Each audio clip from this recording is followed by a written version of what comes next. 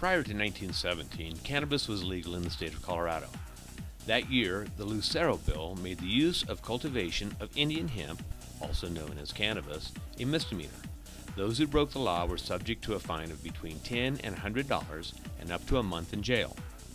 By 1929, the sale, possession, and distribution of marijuana was made a felony in Colorado.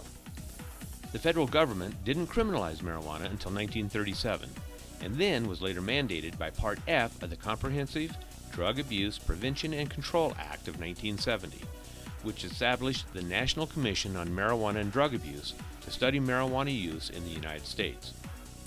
During the presentation of the Commission's first report to Congress, Chairman Raymond P. Schaefer recommended the decriminalization of marijuana in small amounts, saying, "The criminal law is too harsh a tool to apply to personal possession even in the effort to discourage use.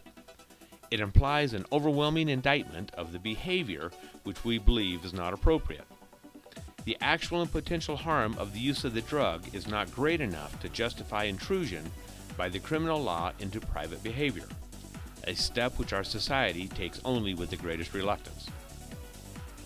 30 years later, on November 7, 2000, 54% of Colorado voters passed Amendment 20, allowing the use of medical marijuana. Under this law, patients may possess up to 2 ounces of medical cannabis and may cultivate no more than 6 cannabis plants at a time. 2 years later, over 89,000 residents had their medical marijuana cards. In November 2012, the state passed the recreational use law, which allowed any person over the age of 21 to buy, possess, and grow limited amounts of marijuana.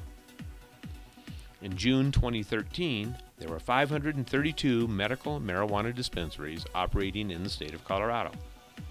The first recreational shops opened on January 1, 2014. In April of 2014, the reported 10% retail state sales tax, its income was over $330,000.